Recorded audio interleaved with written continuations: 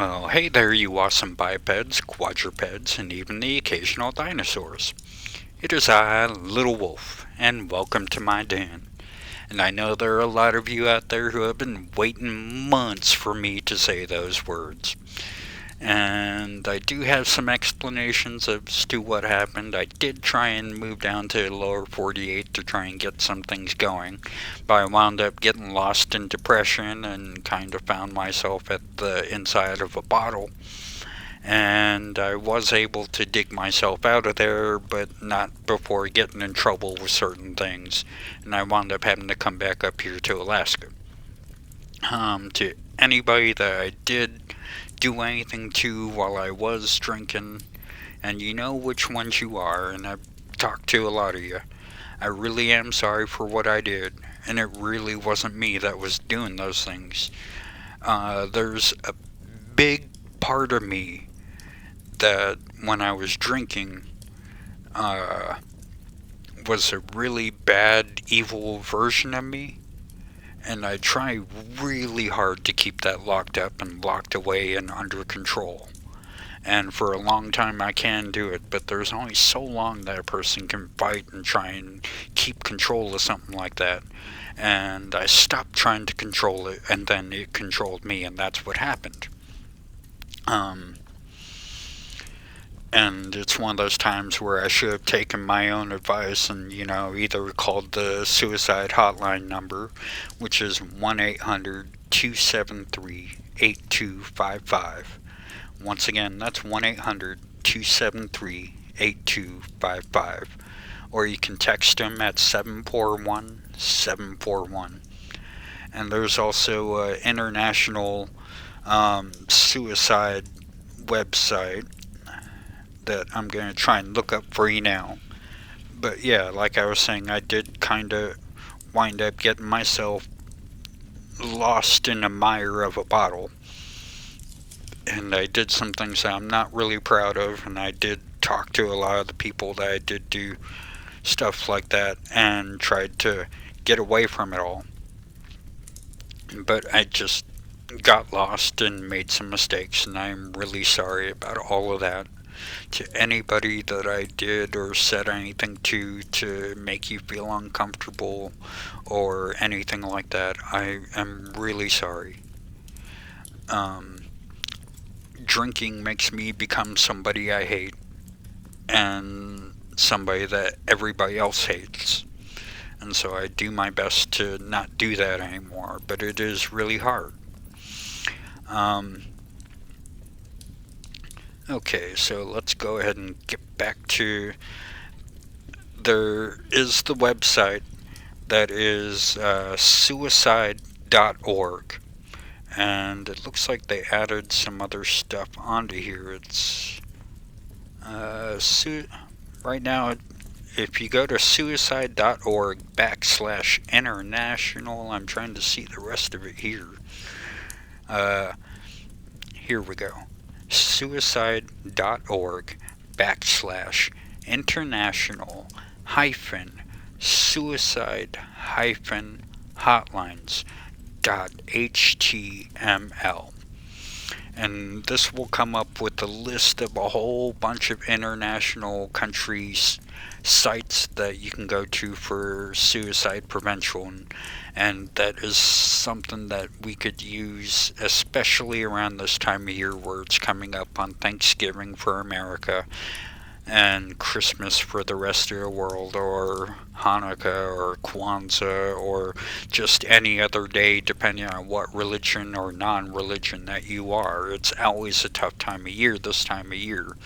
So please, if you need help, please get a hold of these people, either the U.S. hotline number or with the International Suicide, and just grab even anybody in Discord from my swordsman group or my wolf's den, or anybody you think you can trust. Just grab them and say, hey, I need to talk to somebody. And there's quite a few of you that are in my channel that I've talked to, and I've let you know what happened. And you've helped me to realize that I am still a good person. I just made bad choices by letting alcohol control me, and I thank you guys from the bottom of my heart for still believing in me that I am a good person. And the actions I made were the bad ones. But thank you guys for still hanging around and still speaking words of encouragement. And there are two of you especially that know who I'm talking about. And one of them's a cat, and one of them's royalty. Both of you know who you are. I love you both so much. You guys helped me through this like nobody else could have. And I thank you so much. You have no idea how much you both mean to me. And to the rest of you guys that are still friends of mine and still talking to me, thank you for believing in me too. And I'm going to do my best to still try and be the wolf that you guys love and care for. So, with that being said, the fire's burning, the cauldron's bubbling, and you can have your choice of tea, coffee, or hot chocolate. I am so out of practice. But here we go. We're going to continue on because I am human and I'm wolf. And I mess up. But here we go. Another reason that I wasn't putting out any videos or anything was after a little bit I lost track of what I wanted to do. Because I had done so much through the time I had been gone, I wasn't too sure where to start with something when I come back. So I figured, let's give you guys a treat. I know you guys like hearing me tell stories, and I was going to try and pick out a couple to read, but this one that I was able to finally record took me about 10 times to record it.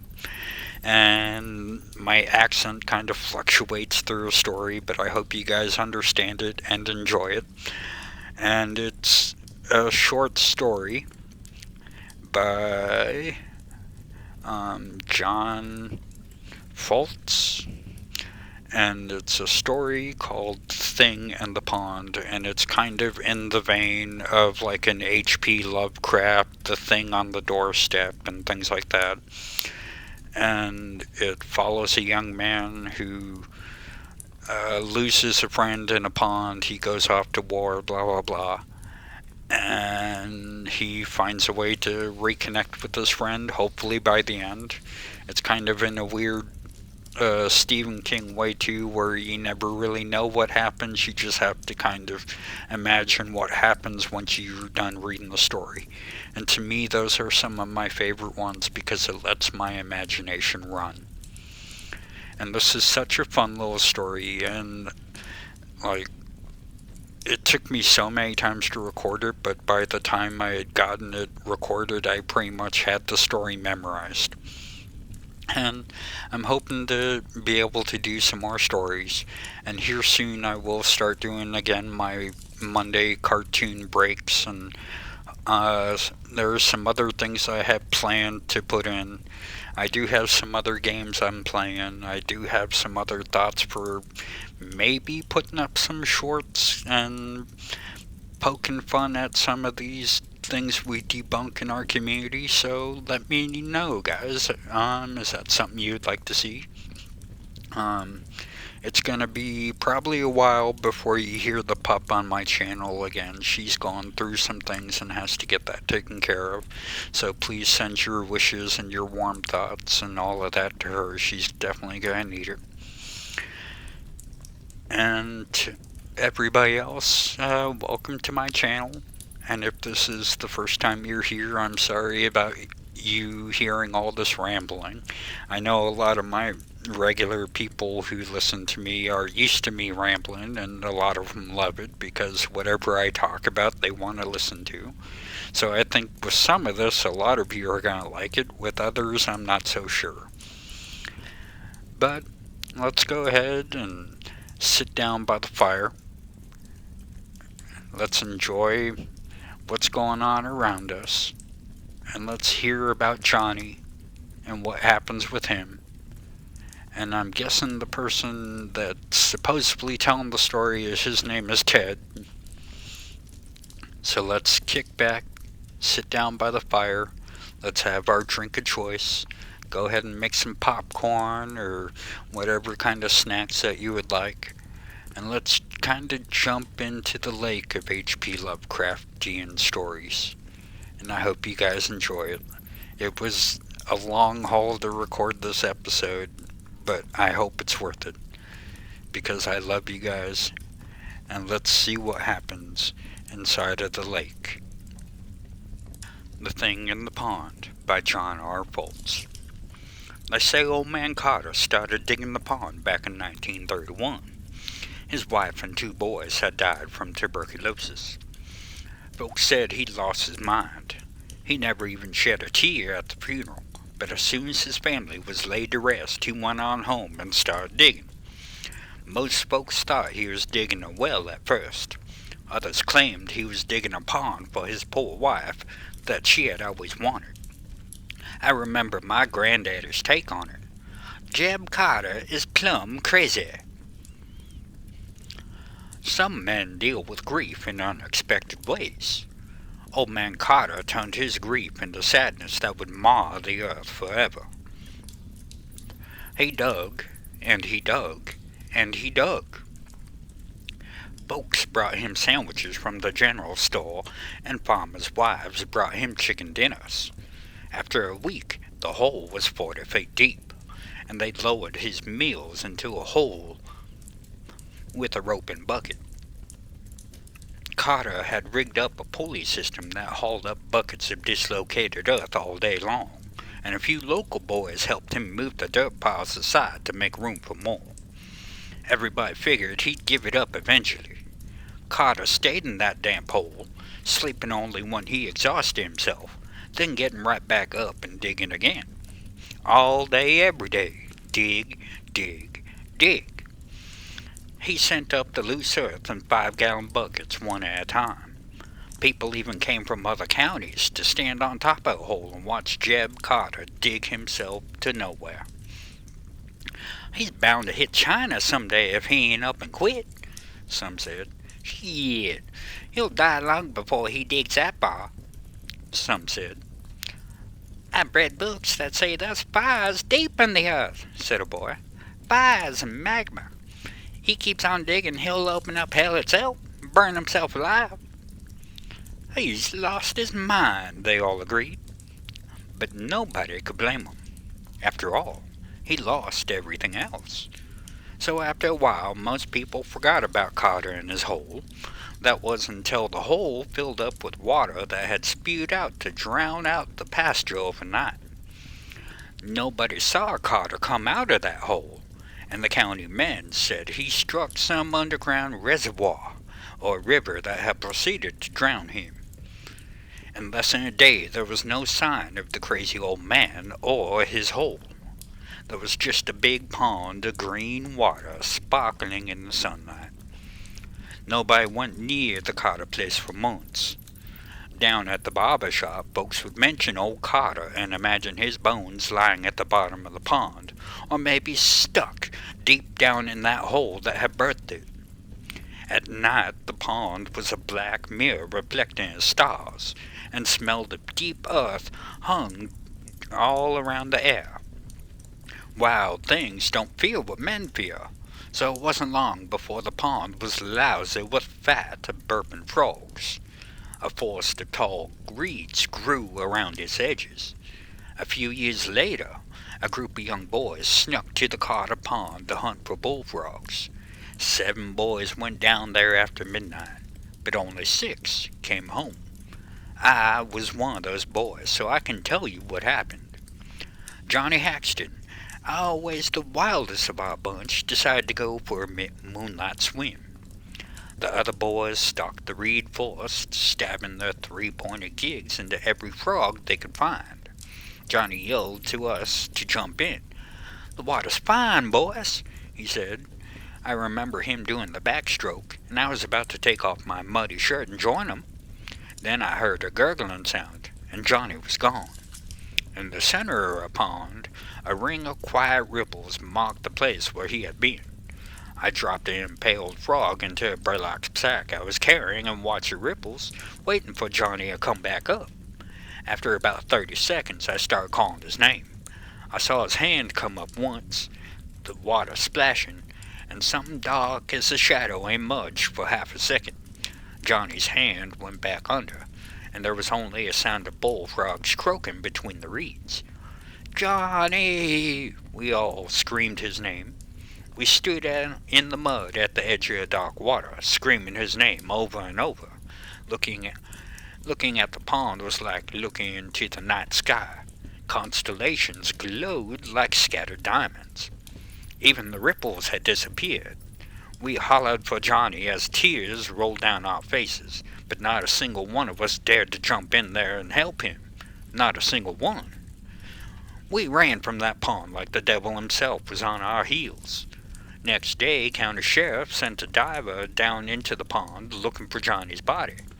It made the local headlines of all the local newspapers, but they never found so much as a little finger. Johnny was gone, just like old man Carter was gone, carried deep into the earth by a thing in the pond. Nobody went down to hunt for frogs ever again. The old Carter house stood half submerged at the pond's western edge.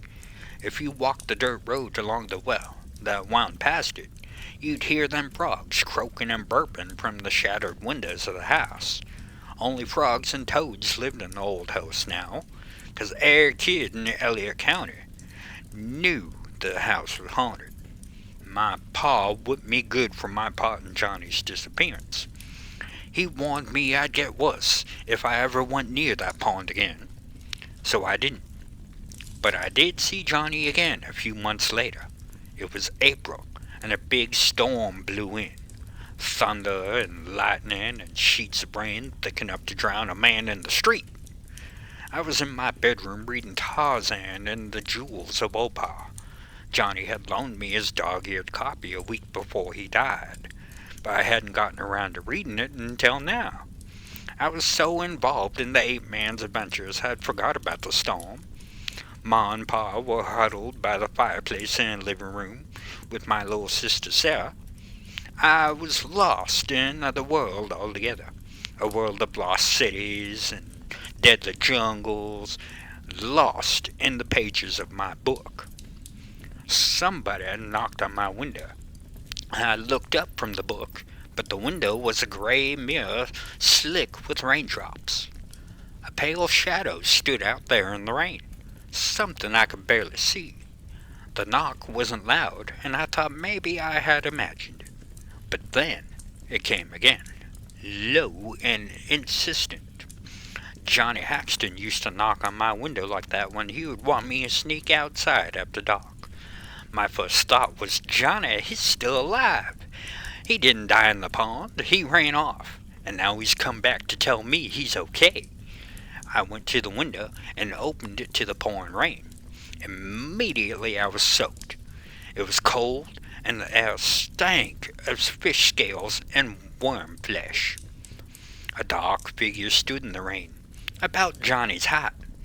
He moved back from the window a ways, and the rain obscured his face. But I could tell it was Johnny Haxton.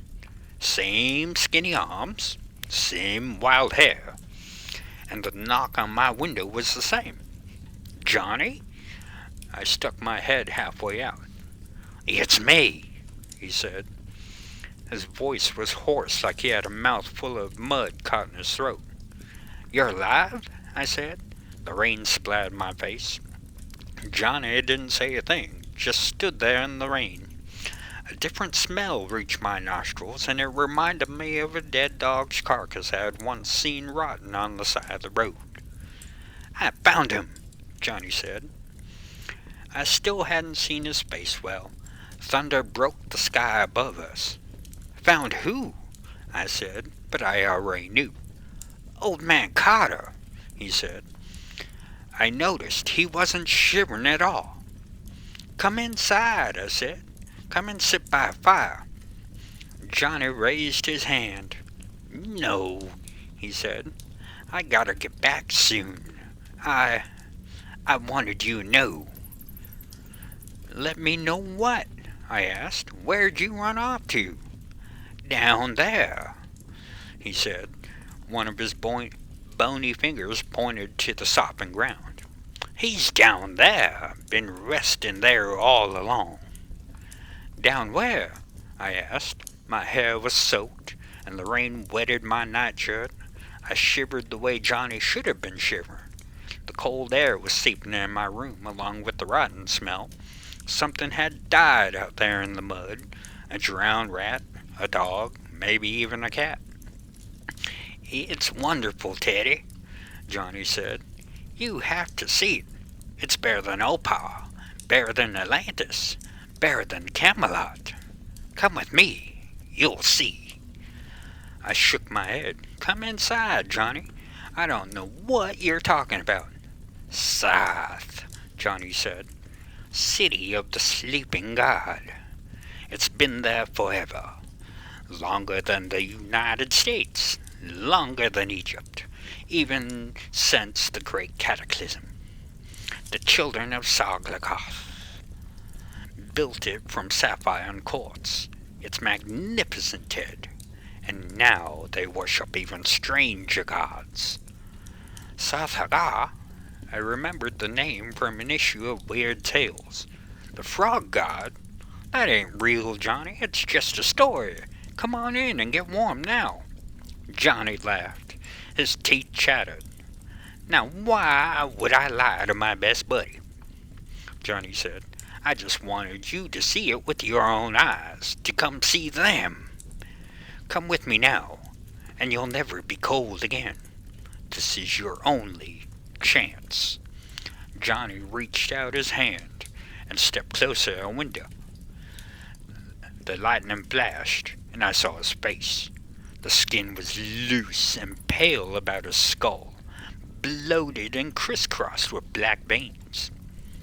Black weeds hung tangled in his hair, and his clothes were nothing more than muddy rags.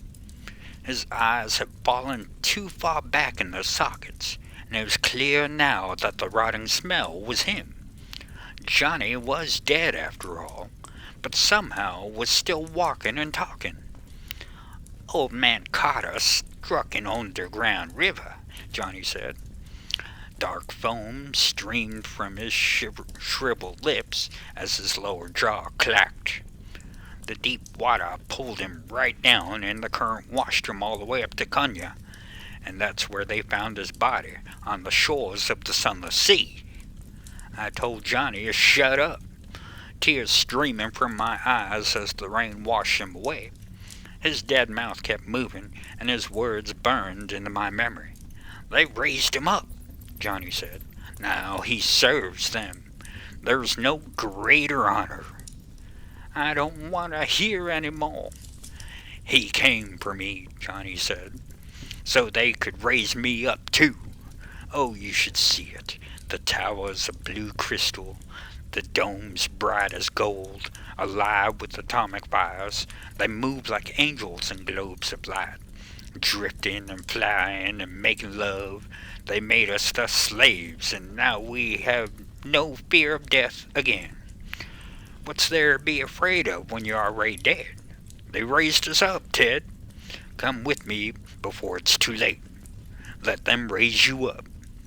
Johnny's hand came closer, and I slammed the window shut. I must have screamed because Ma and Pa came rushing in my room. Ma told me later they found me crying and drenched on the floor by the window, but I don't remember that. They put me in bed, and I lay in a fever for the next 3 days. I never told them about Johnny or the things he had said to me. I guess I figured no one would believe me. I never finished Johnny's book. I couldn't touch it anymore. Every time I tried to, I'd see his swollen, rotten face on each page. They raised him up. He says it again in my dreams, or during moments of quiet contemplation. I started sneaking whiskey from my old man's stash to dull the dreams and to still my racing thoughts. I think Ma knew I was drinking, but she didn't say anything about it. The booze kept me calm. A few months later, I dug through the attic and found a copy of Weird Tales. I found the story that mentioned Sarklaga. Supposedly, it was a massive toad-like entity who dwelled in a deep cavern beneath the earth during prehistoric ages. There was no description in the story of a fantastic underground city known as Soth, but it did mention various prehistoric races who worshipped the toad-like god with sacrifices of living flesh. But this was just a story in a pulp magazine, the kind of publication my parents called ungodly trash, and would throw it into a fireplace if they got half a chance. By winter, I convinced myself Johnny's visit had only been a nightmare. I walked by the pond and it was frozen over, as it always was during the cold months. It seemed harmless under that ice. I tried again, but still couldn't finish the Tarzan book Johnny had given me. Eventually, I dropped it into a fireplace, along with that copy of Weird Tales. I thought maybe burning both of them would end my nightmares, and it worked for a while. On the day I turned 18, the local draft board let me know I was going to fight Nazis in Europe. The United States joined the war 2 years previous, and things weren't going too well there. 16 young men from Elliott County entered the services that month. Although some volunteered for duty, that didn't matter. Willing or unwilling, we were shipped off to basic training and then to the battlefields of France. The endless fear and trauma that comes along with fighting a war kept me from thinking of Old Man Carter and his pond, or Johnny. At times, I completely forgot about them. Sometimes, though, we'd march by a quiet little pond in the French countryside, and it all came back like a case of mental indigestion. Unlike the other fellas in my unit, I wouldn't swim or drink from any ponds. I had no problem with free-flowing rivers, but I kept away from standing bodies of water as much as possible. I remember sitting in camp one night, eating stew out of my helmet, imagining that every pond in the world was linked by subterranean rivers, and that all the rivers led to the sunless ocean that carried bones, jewels, and the bodies of dead men to the shores of Cunyon. There, on the sands, bright as crushed sapphires, busy skeletons and restless mummies roaming about, picking up useful and fascinating refuge for the masters of Soth. In the back of my mind, I saw the walking dead march from the sunless sea to the glittering spires of the Toad God City. Among its diligent corpses, I recognized the faces of Johnny Haxon and Old Man Carter. Although how I recognized them in such a decayed state, I could not begin to say. A buddy woke me up.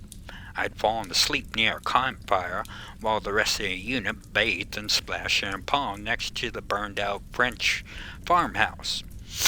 They teased me about my fear of ponds, a terror so great it gave me mumbling nightmares, but I wasn't so sure my vision of Soth had been a nightmare at all. It seemed as real as the war itself. A manifestation of impossible horrors made it real. I didn't say anything like that aloud. I didn't want to get kicked out of the army as a nutcase. One morning, near Toulon, a division of German forces ambushed us and killed half the unit. I took a bullet in the leg that left me lame in that leg, so I got out of the service honorably, but not by virtue of insanity. I didn't want to go home. I didn't want to go back to Elliott County and Old Man Carter's pond. Still, the power of that dark water pulled me like a magnet. There was no escaping it. I know you want to stay here and see this out for your buddies, Captain Ross told me, but it's time for you to go home. You're no good with us with a busted leg. Count your blessings, Ted. You did your part. Now go home and rest. I thought about the buddies who had been killed next to me. I thought about the men I'd killed, either long range or face to face. There were so many of them, I had lost count. I heard their screams again and the boom of artillery. I cried in the hospital bed like I cried the night Johnny came to my window. The captain held on to my shoulders like a father would. He was a good man. The next day I began a series of flights that would take me back to the States. On the same day, Captain Ross went back to the front, where he took a German bullet to the head and died instantly. I found out about it when I opened the letter that had passed me on the way home.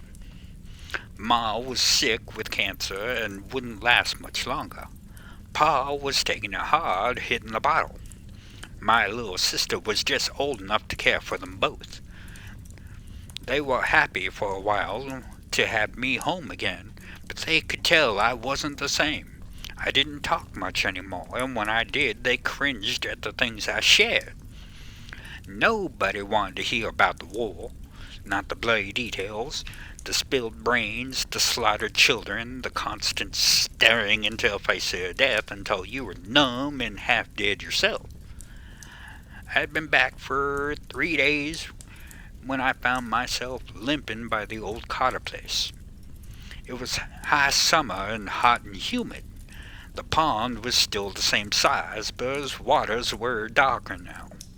The sunlight couldn't even penetrate its surface at all. The old Carter house had fallen to rubble, half of it lying under water. The cries of bullfrogs and toads filled the air, and I sat there until dark. The moon rose full and around, and I remember looking at her from a battlefield 5,000 miles away. Standing anywhere in the world, you look up at the same moon as everybody else.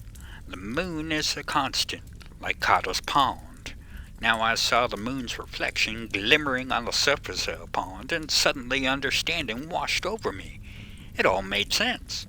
Before I laid the gateway to the eternal world where change was a myth and death was a distant memory, I bent down to drink the cold water, and my tears added a pinch of salt to its sweetness. I waited and floated on my back atop the water, and the moon fixed in my vision like the answer to an unmarked question. I waited for Johnny to come back, waited to be pulled so low I could be raised up. I was ready now. Sometimes the water rippled and bubbled around me, releasing old vapors into the air. Sometimes I called Johnny's name, but it didn't do me any good. Maybe I waited too long, and the gates of Cunha were closed forever. Maybe I'd never walked the glimmering streets of Sarth, where the statues of toad-like gods stood like stone behemoths above luminous ramparts. Now they worship even stranger gods. When the sun came up, I swam to the pond's edge and fell asleep. I woke up and went back to my folks' house and wrote all of this down on paper. People were bound to wonder about me like they wondered about old man Carter, and I wanted to explain myself. I didn't show what I wrote to anyone yet. I knew better. They'd use it as evidence to lock me up in the crazy house, you know it. 2 nights later, Ma died in her sleep. We buried her on the hill behind the house. My father stopped talking to me. We drank together, but we didn't talk. My sister moved out of the house to live with the young man she had been courting for a while. There was nothing else that could be done for Pa and me. Pa was still snoring when I got up this morning. I spent the last of my army pay on a case of good whiskey and left it for him in the dining room. Then I hobbled over to Carter's place and took a swim in the pond. Now and then deep rumblings came from below the water. I imagined scaly things swimming up, and the sunless ocean with tongues extended like octopus tentacles, pulling me down deep into the world below, where glorious Soth awaited my service, where Johnny's bones rambled along golden beaches, gathering the detritus of mystery and carrying it back to enrich the treasure vaults of the masters. I floated in the black waters, reflecting constellations swimming about me. Still, Johnny hadn't come for me. Neither had old man Carter. I should have taken Johnny's invitation on that cold, rainy night so many years ago. Now I have to do things the hard way. I picked a big rock in the pasture, as heavy a stone as I could carry. It didn't take me long to weave some reeds into a sturdy rope. I tied one end to the rock and the other around my waist. As soon as I finish writing this, I'm wading through the mud to the center and let the stone carry me down into the swirling depths of Carter's Well, down into the rushing chaos of that nameless river, bound into the currents of the sunless ocean, and ultimately to the glimmering shores of the Toad God's kingdom. When I close my eyes, I see the crystalline towers of Soth raising towards the stalactite sky, where flocks of serpent bats glide like sparrows. I see myself marching among the golden strand, once again part of a unit with a purpose. Fleshless and deathless beings with no more blood or tears to spill. One of them is my best friend. Whoever finds this notebook has a choice. You can believe everything I've written, if you have a mind to.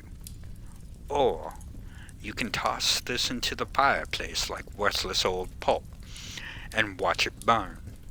Some folks just can't abide the truth, especially when it's ugly. But for others, the truth is all they have, and no matter how bitter, strange, or unbelievable, the black toads gather around me, croaking their ancient songs. They know what's coming next. See you soon, Johnny.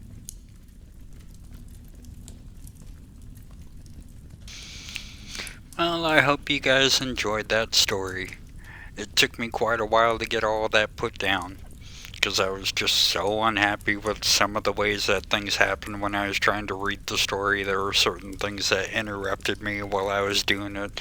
There were times when words were messed up, and I was just so aggravated that I deleted a bunch of everything that I had recorded, even though I should have saved it and kind of used it for outtakes. But, I just hope you guys did enjoy your quick little break and your quick little jaunt into a H.P. Lovecraft type world and seeing what happens inside of a lake that is turned out to be kind of man-made, if you want to call it that.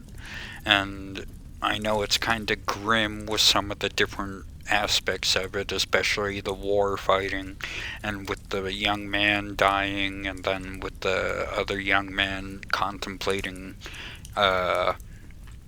offing himself to go into the pond and going to worship the Toad God, which I don't know why anybody would want to do that unless you're like a big fan of Battletoads.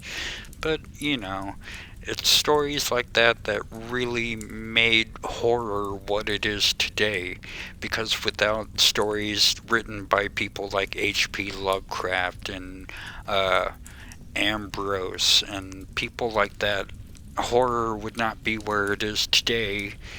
And with some of it, I think we could do without a lot of, because a lot of the horror today I really, really do not like, and there's some stuff that came out that were good.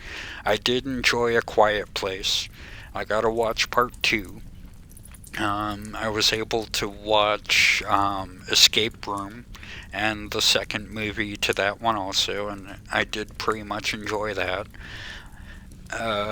I've gotten a new version of Night of the Living Dead, and it's an animated version, and it's a little bit different than the movie, but it's also pretty much the same. Um, there's a part in it where Dwayne does an explanation of what happened to him, and you get to actually see it happen, so that was really cool. And there's so many other different things that I do have kind of on the back burner simmering away, and I'm trying to figure out how to get it all down. So just please be a little bit more patient with me. I'm finally getting settled back into where I am now. And some people around know where I am, some people don't, and I kind of want to keep it that way. But I hope you guys did enjoy this story. I hope you guys share this with your friends if you like it and if you think they'll like it. Hit the like button here. Leave a comment if you'd like to. If you're not subscribed yet, go ahead and hit that subscription button. Hit the little bell button so you can see when a new video of mine comes out.